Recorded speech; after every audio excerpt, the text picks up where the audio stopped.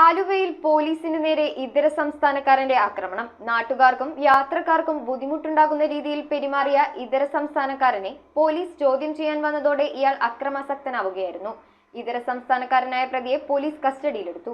Aluva pump കവലയ്ക്ക് സമീപം പെരിയാർ നഗറിലായിരുന്നു സംഭവം. നാട്ടുകാർക്കും യാത്രക്കാർക്കും ഉൾപ്പെടെ ബുദ്ധിമുട്ടുണ്ടാക്കുന്ന രീതിയിൽ പെരുമാറിയ ഇതര സംസ്ഥാനക്കാരനെ കണ്ട് നാട്ടുകാർ ഉടൻ പോലീസിൽ വിവരമറിയിക്കുകയായിരുന്നു. തുടർന്ന് പോലീസ് സ്ഥലത്തെത്തിയതോടെ ഇയാൾ അക്രമാസക്തനാവുകയും കല്ലെടുത്ത് വലിച്ചെറിയുകയും ചെയ്തു. രാജേഷ് എന്ന പോലീസ് ഉദ്യോഗസ്ഥനാണ് കല്ലേറിൽ ചെവിക്ക് പരിക്കേറ്റത്. പരിക്കേറ്റ ഉടനെ ആലുവ ഗവൺമെന്റ് ആശുപത്രിയിലേക്ക് കൊണ്ടുപോവുകയും പ്രാഥമിക ചികിത്സകൾക്ക് ശേഷം മറ്റൊരു ആശുപത്രിയിലേക്ക് മാറ്റുകയും ചെയ്തു. അക്രമിയെ പോലീസ് കസ്റ്റഡിയിലെടുത്തിട്ടുണ്ട്. News bureau, Aluva. Kopparambil ayurvedic hospital and research centre. ഉഴിച്ചിൽ, lumbar spondylitis, cervical spondylitis, disc bulging കൊണ്ടുണ്ടാവുന്ന ബുദ്ധിമുട്ടുകൾ എന്നിവ ചികിത്സിക്കാൻ വിദഗ്ധരായ ഡോക്ടർമാർ. Kopparambil ayurvedic hospital and research centre.